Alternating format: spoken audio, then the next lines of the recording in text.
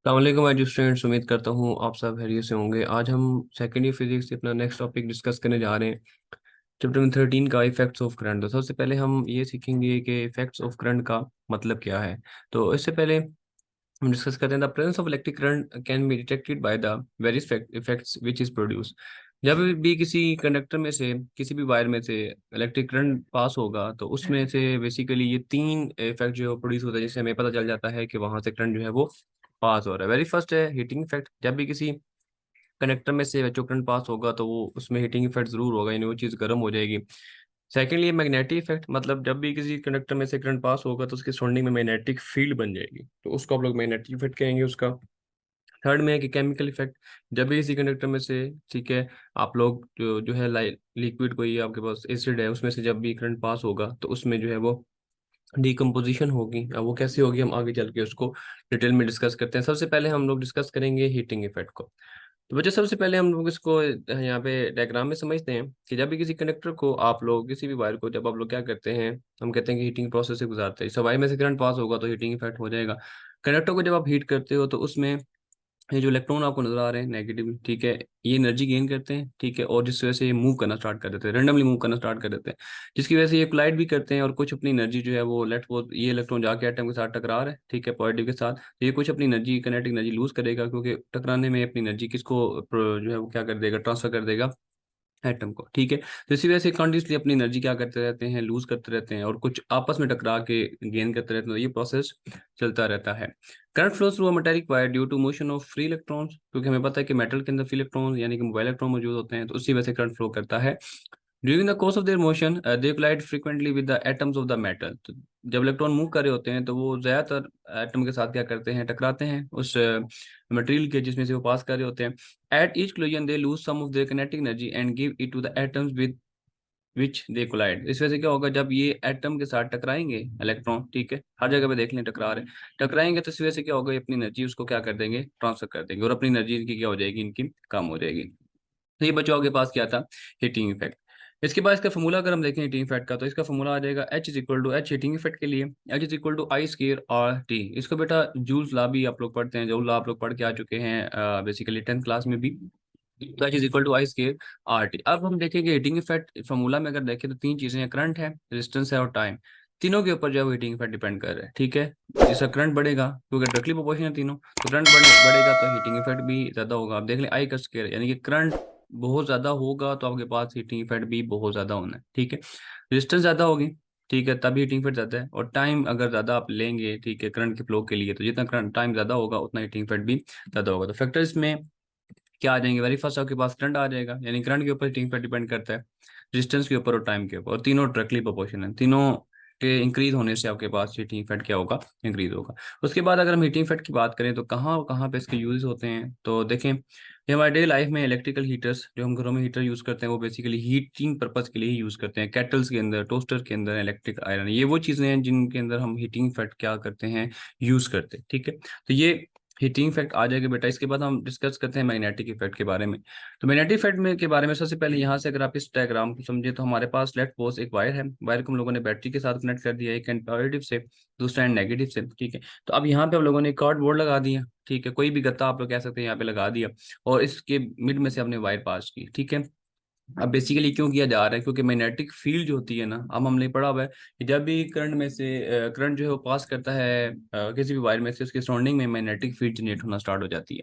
तो magnetic field हमारे लिए विजिबल नहीं होती, तो उसको विजिबल बनाने के लिए हम लोगों ने ये स्ट्रक्चर बनाया, ठीक है। यहाँ पे कार्डबोर्ड लगा दिया, इसके ऊपर आयरन फीलिंग, यानी कि आयरन के छोटे छोटे पीसीस हम लोगों ने यहाँ पे रख देने होते हैं। जो ही इसमें से करंट पास होगा तो मैग्नेटिक फील्ड यहाँ पे जनरेट होगी, और जो आयरन फीलिंग्स होते हैं, छोटे छोटे पीसीज होते हैं, वो खुद को स्ट्रक्चर में क्या कर लेते हैं, अलाइन कर लेते हैं, जिससे हमें आइडिया हो जाता है कि वायर की सराउंडिंग में क्या है, मैग्नेटिक फील्ड है। ये सिमिलर टू होती है जिस हमारे पास देख लें यहाँ पे मैग्नेट आपको नजर आ रहा है, ठीक है। मैग्नेट में मैग्नेटिक फील्ड नॉर्थ से स्टार्ट होती है और साउथ में इंटर होती है, ठीक है। और एक पॉइंट याद रखिएगा कि इसकी इनर साइड पे इसका अपोजिट कॉन्सेप्ट आ जाता है, ठीक है। साउथ से नॉर्थ की तरफ जो है मैग्नेटिक फील्ड होती है इसकी इनर साइड। तो नॉर्थ से साउथ वाली साइड पे आपके पास मैग्नेटिक फील्ड आ जाएगी। ये आपके पास परमानेंट मैग्नेट है। ये आपके पास बच्चों एक टेम्परेरी मैग्नेट आ जाएगा। मतलब कैसे कि यहाँ पे हम लोगों ने एक वायर को सपोज किया, ठीक है, वायर ली, उसके आप लोगों ने लूप्स बना लिए इस शेप में। वायर को ऐसे आप लोगों ने क्या करना है, बेंड कर देना है, जिस तरह यहाँ पे आपके पास डायग्राम नजर आ रही है, इसको सोलेनॉइड कहेंगे। इसको ऐसे बेंड करने के बाद वायर को आप लोगों ने बैटरी के पॉजिटिव से और एक एंड को नेगेटिव से कनेक्ट कर देंगे। जो ही आप कनेक्ट करेंगे, अब होगा क्या बच्चों के, हम लोगों ने भी पढ़ा कि जब भी किसी वायर में से जो है वो करंट पास होगा, उसके सराउंडिंग में मैग्नेटिक फील्ड जनरेट हो जाएगी। तो यहाँ पे आप देख सकते हैं कि यहाँ पे मैग्नेटिक फील्ड जनरेट होना स्टार्ट हो गई है, ठीक है। इसको टेम्परेरी मैग्नेट कहेंगे, इसको परमानेंट कहेंगे। परमानेंट क्यों है? क्योंकि कंजेक्टिव ये मैग्नेटिक फील्ड को क्या करता है, एमिट करता है वहां से। लेकिन ये तब तक मैग्नेटिक फील्ड जनरेट करेगा जब तक ये बैटरी से कनेक्टेड है। यहाँ से बैटरी जो ही बच्चों हम रिमूव कर देंगे, तो यहाँ पे ये जो है वो मैग्नेटिक फील्ड जो है वो ना बंद हो जाएगी, ठीक है। ये मैग्नेट वाली प्रॉपर्टी सारी इसकी खत्म हो जाएंगी। मैग्नेटिक फील्ड के बारे में अगर डिस्कस करें, the passage of current is always accompanied by magnetic field in the surrounding. मतलब ये है बच्चों इसका कि जब भी किसी सर्किट में से करंट पास होगा, ठीक है, तो उसके सराउंडिंग में मैग्नेटिक फील्ड आपको बनती हुई दिखाई देगी, ठीक है। अभी फैक्टर्स किन फैक्टर्स के ऊपर डिपेंड करती है?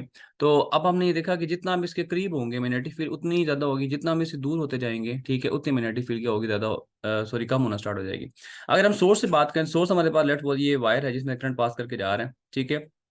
तो इसके करीब जितना होंगे उतनी मैग्नेटिक फील्ड ज्यादा होगी, और जितना इससे दूर जाएंगे उतनी मैग्नेटिक फील्ड क्या होगी, कम होना स्टार्ट हो जाएगी। तो ये देख ले, मैं बी से मैग्नेटिक फील्ड है, ये रेसिप्रोपोर्शन टू डिस्टेंस है, जितना डिस्टेंस बढ़ेगा उतनी मैग्नेटिक फील्ड कम हो जाएगी। दूसरा फैक्टर है अमाउंट ऑफ करंट, जितना करंट ज्यादा पास करेगा उतनी मैग्नेटिक फील्ड ज्यादा, और जितना करंट पास कम करेगा उतनी मैग्नेटिक फील्ड कम। तो ये दोनों आपस में क्या हो जाएंगे, डायरेक्टली हो जाएंगे। यूजेस यानी कि इसकी एप्लीकेशन कहाँ पे हैं, कहाँ कहाँ पे।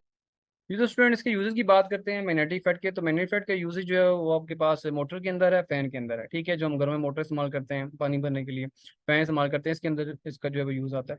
गैलोमीटर एक ऐसी डिवाइस है जो कि बेसिकली यूज होती है करंट की डिटेक्शन के लिए, ठीक है।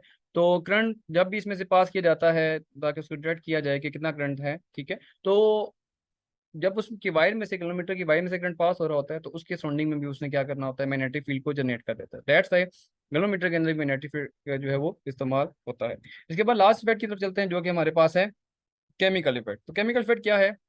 The chemical change is produce during the electrolysis of a liquid when current passes through it. तो इलेक्ट्रोलिसिस में यानी कि इलेक्ट्रोलाइट में जब भी करंट पास होता है तो उसके अंदर केमिकल चेंज आ जाता है, यानी कि उस लिक्विड के अंदर उसकी शेप, कलर, उसका बेसिकली उसकी प्रॉपर्टीज क्या हो जाएगी, चेंज हो जाएगी। जैसा कि आपको नजर आ रहा है, एक वैसल हम लोगों ने ली, एक कोई भी कंटेनर ले लें, उसके अंदर आप लोग जो है वो इलेक्ट्रोलाइट, इलेक्ट्रोलाइट वो लिक्विड होता है जिसके अंदर आप लोग ये सारा प्रोसेस कर रहे हो। तो जैसे हम लोगों ने यहाँ पे कॉपर सल्फेट ले लिए, ठीक है। तो इसके अंदर जो ही आप इसको बैटरी को ऑन करोगे, ठीक है, तो इसके अंदर क्या होगा, चेंज आना स्टार्ट हो जाएगा। इसकी जो है वो कलर हो, जो है टेक्सचर जो है वो चेंज होना स्टार्ट हो जाता है। इसके बाद देखें इसके फैक्टर, यानी कि केमिकल इफेक्ट किसके ऊपर डिपेंड करता है। याद रखिए बेटा, नेचुरल इलेक्ट्रोलाइट यानी कि आप लोगों ने कॉपर सल्फेट यूज किया या सल्फ्यूरिक एसिड यूज किया। दूसरा के पास है quantity of electricity passed through the liquid. तो कितनी जो है वो आप लोगों ने यहाँ से करंट पास करवाया इन इलेक्ट्रोड में से, ठीक है, उसके ऊपर ये क्या करता है, डिपेंड करता है, ठीक है। नेक्स्ट है बेटा electrolyte. The liquid which conduct current is known as electrolyte. तो ये जो आप लोग लिक्विड यूज करते हैं, ठीक है, जो भी इसके अंदर होता है, जिसके अंदर आपके पास करंट जो है वो कंडक्ट होता है, जिससे करंट पास होता है, उसको इलेक्ट्रोलाइट कहा जाता है।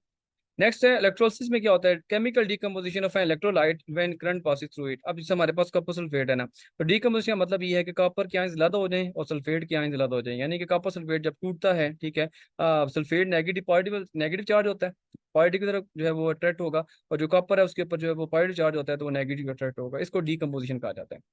इसके बाद इलेक्ट्रोड की बात करें, the material in the form of wire और rod which leads the current into और out of the electrolyte is known as electrode.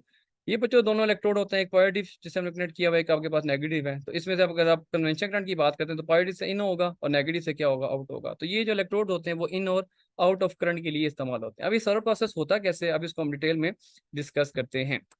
सबसे पहले हम एनोड की बात करेंगे। एनोड आपको पता है बच्चों पॉजिटिव चार्ज होता है। The electrode connected with the positive terminal of the current source is called anode. तो ये बच्चों के पास आ जाएगा एनोड, जो कि किससे कनेक्टेड है, पॉजिटिव टर्मिनल से। इक्वेशन देखें तो कॉपर प्लस प्लस का क्या मतलब है कि इसके अंदर एबिलिटी है कि दो इलेक्ट्रॉन को गेन कर सकता है। तो जब दो इलेक्ट्रॉन को गेन करता है तो ये कॉपर जो वो डिपॉजिट हो जाता है किसके ऊपर, इस प्लेट के ऊपर। अब इसका प्रोसेस क्या होता है, लेट्स सपोज हमारे पास कॉपर सल्फेट इस सिचुएशन के अंदर मौजूद है, जो ही हम लोगों ने बैटरी ऑन की, अब ये कनेक्टेड है बेटा आपके पास पॉजिटिव टर्मिनल से, एनोड से। तो कॉपर के ऊपर क्योंकि पॉजिटिव पॉजिटिव चार्ज है, यानी कि दो इलेक्ट्रॉन ये गेन कर सकता है, तो ये किधर अट्रैक्ट होगा, नेगेटिव साइड पे। कॉपर इससे दो नेगेटिव इलेक्ट्रॉन मांगेगा, ठीक है, अब वो क्या कहेगी, ये प्लेट कहेगी बिल्कुल मैं आपको नेगेटिव इलेक्ट्रॉन दे दूंगी, लेकिन कंडीशन ये है कि आप इधर आके मेरे साथ पैच हो जाओ। तो copper positive positive 2 electron gain किए, ये इसके साथ आके डिपॉजिट हो गया, यानी कि इसका अटैच हो जाएगा। इस तरह नजर तो ये आता है कि कॉपर की सॉल्यूशन के अंदर क्वांटिटी क्या हो जाएगी, कम हो जाएगी, क्योंकि जितने भी कॉपर के आपके पास एटम्स होंगे वो सारे के सारे जाके इसके ऊपर डिपॉजिट हो जाएंगे। लेकिन ऐसा नहीं होता। ऐसा क्यों नहीं होता वो देखते हैं। Cathode, the electrode connected with negative terminal is known as cathode. तो जो नेगेटिव से कनेक्टेड होगा उसको हम लोग क्या कहेंगे, कैथोड कहेंगे। अब होता क्या है बच्चों, वो देखिएगा इक्वेशन इसके अंदर कि जो सल्फेट है उसके ऊपर नेगेटिव 2 चार्ज, मतलब ये 2 इलेक्ट्रॉन क्या कर सकता है, जो है नेगेटिव 2 का मतलब क्या होगा, 2 इलेक्ट्रॉन की शॉर्टेज है, ये पॉजिटिव चार्ज है इसके अंदर क्या कर सकता है, गेन कर सकता है। तो नेगेटिव है तो अट्रैक्ट किधर होगा, पॉजिटिव साइड पे। अब ये नेगेटिव है तो अट्रैक्ट होगा किधर, पॉजिटिव साइड पे। अब ये क्या करेगा, इसके ऊपर 2 नेगेटिव चार्जेस हैं तो ये 2 पॉजिटिव चार्ज को गेन कर सकता है। अब ये जो इलेक्ट्रोड जो ये आएगा पॉजिटिव से कनेक्टेड है नोड, ये इधर से क्या करेगा, 2 पॉजिटिव चार्ज ले लेगा, ठीक है। 2 पॉजिटिव चार्ज यानी कॉपर, 2 पॉजिटिव चार्ज किसके ऊपर चार्ज था, कॉपर के ऊपर, तो यहाँ से कॉपर निकल के इसके साथ अटैच हो जाएगा, इससे कॉपर सल्फेट यहाँ पे पूरा क्या हो जाएगा, कंप्लीट हो जाएगा। इस तरह जो 2 कॉपर पॉजिटिव पॉजिटिव इधर अट्रैक्ट हुए थे, अब इधर से 2 वहीं कॉपर पॉजिटिव पॉजिटिव वापस सल्फेट के साथ अटैच होके कॉपर सल्फेट दोबारा बना देंगे। इस तरह आपके पास इस लिक्विड के अंदर कोई शॉर्टेज नहीं होती कॉपर सल्फेट की। होपफुली ये पॉइंट आपको समझ आ गया होगा। नेक्स्ट देखते हैं वोल्टामीटर क्या होता है। तो वोल्टामीटर क्या था, vessel containing the 2 electrode and the liquid is known as voltameter. तो ये बच्चों जिसके अंदर आप सारा प्रोसेस करवा रहे होते हो, ठीक है, वेसल सारी की सारी, इसको वोल्टामीटर कहते हैं, जिसके अंदर आपके पास इलेक्ट्रोलाइट होता है, ठीक है, और ये जो इलेक्ट्रोड होते हैं इसको आप लोग क्या कहते हैं, वोल्टामीटर। लास्ट में एक इंपॉर्टेंट डेफिनेशन है इलेक्ट्रोप्लेटिंग। इलेक्ट्रोप्लेटिंग क्या होती है, the process of depositing thin layer of expensive metal, gold या सिल्वर और चीप मेटल, ठीक है। इसको क्या कहते हैं, चीप मेटल। मतलब ये है कि आप लोग क्या कैसे हम कहते हैं ना, सोने का पानी चढ़ाना, ठीक है, किसी मटेरियल के ऊपर। तो एक एक्सपेंसिव मेटल लाइक गोल्ड हो गया, सिल्वर हो गया, इसका लिक्विड बना के आप किसी भी चीप मेटल के ऊपर, नॉर्मल मेटल के ऊपर क्या करते हो, क्या कर देते हैं, उसको प्लेटिंग की जाती है, उसके ऊपर पानी चढ़ा दिया जाता है, इसको आप इलेक्ट्रोप्लेटिंग कहते हैं, ठीक है। यानी कि उसकी कंडक्शन बेसिकली बढ़ाने के लिए प्रोसेस किया जाता है। Electroplating is done at cathode, ये होती कहाँ पे, कैथोड के ऊपर। अब इसकी अगर डायग्राम देखें तो बच्चों आपको डायग्राम नजर आ रही है। जैसे हमारे पास ये हम लोगों ने गोल्ड का लिक्विड फॉर्म बनाई हुई है यहाँ पे, इसके अंदर हम लोगों ने क्या किया, इसको फिल कर दिया, ठीक है। उसके बाद ये पॉजिटिव आप लोगों ने कोई भी जो है वो गोल्ड प्लेट रख सकते हैं, ठीक है। गोल्ड प्लेट हमारे पास एनोड के साथ कनेक्ट कर दिया, और जिसके ऊपर इलेक्ट्रोप्लेटिंग करनी है, जिसके ऊपर आप लोगों ने ये पानी चढ़ाना है, उसका आप लोगों ने नेगेटिव से क्या करोगे, कनेक्ट करोगे। नेगेटिव से कनेक्टेड है ना, यहाँ पे भी देखिए जो नेगेटिव चीज होती है वो आके डिपॉजिट हो जाती थी, ठीक है। डिपॉजिट का मतलब उसके साथ आके अटैच हो जाती थी। तो यहाँ पे अपने इसको नेगेटिव करना है, ताकि जो इसके जो गोल्ड के जो है वो पॉजिटिव एनोड होगा, जो जिसके ऊपर पॉजिटिव चार्ज होगा, उसके साथ आके क्या हो जाए, अटैच हो जाए। इस तरह कुछ टाइम के बाद क्या होगा कि इसके सारा का सारा कलर जो है वो क्या हो जाएगा, गोल्ड हो जाएगा। तो इलेक्ट्रोप्लेटिंग सिंपल ये है कि किसी एक्सपेंसिव मेटल को, ठीक है, उसका जो है इलेक्ट्रोप्लेटिंग करना कैसे, उसकी जो आपके पास कलरिंग होगी वो किसी और चीप मेटल के ऊपर क्या करना, चढ़ा देना। ये बेसिकली इस वजह से होता है ताकि उस मटेरियल की कंडक्शन जो है वो क्या की जा सके, बढ़ा सके। होपफुली आपको ये टॉपिक समझ आ गया होगा। इससे रिलेटेड अगर आपका कोई भी क्वेश्चन हो तो वो आप लोग मुझसे कमेंट सेक्शन में पूछ सकते हैं। Thank you very much.